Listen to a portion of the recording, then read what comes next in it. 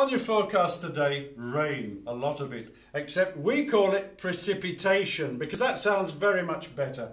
We've got whole squalls of precipitation heading across the Indian Ocean to the Maldives, in the Mediterranean up there, headed for Venice, and there's a big storm threatening to break the banks of the Limpopo in Africa. The good news for educational technologists, though, is that where you've got rain, you've got clouds. And as these precipitations reach land, we're forecasting a major increase in cloud computing. When people start to use the new cloud computing, we're predicting that the precipitation and the clouds will carry on increasing till about 2017, when cloud computing will become a major educational resource. You just don't get it, do you? What? Do you really think cloud computing happens in the clouds? Yes. Well, clouds is a metaphor for computers on the internet with software we can use from our own computers. It helps us to illustrate an idea that might be difficult to grasp otherwise. Perhaps the software's on satellites inside the clouds. Well, it's not, But it could be. I suppose you think God's in the clouds Yes. and has a long white beard? Well, look, what if you're right and rainstorms and cloud computing will increase for 5 years?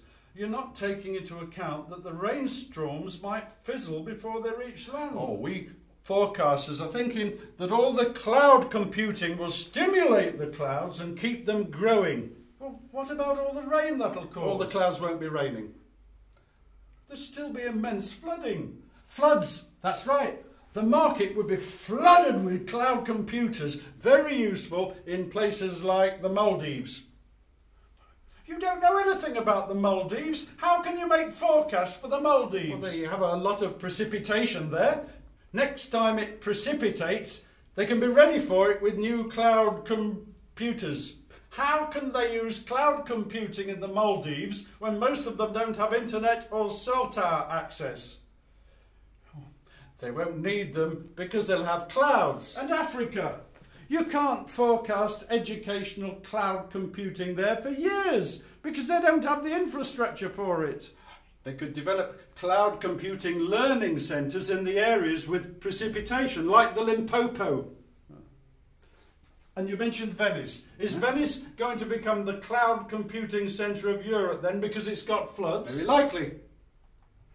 Have you ever heard the song It Never Rains in Southern California? Yes. Well, so do you think California won't be able to develop cloud computing in spite of all the computing infrastructure they've got there? Ah. But that song goes on to say, don't they warn you? It pours, man, it pours.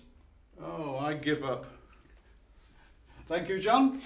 After taking John's advice into account, we can confidently look forward to a fantastic new era in cloud computing globally for many years to come. And that's your forecast. I don't think so.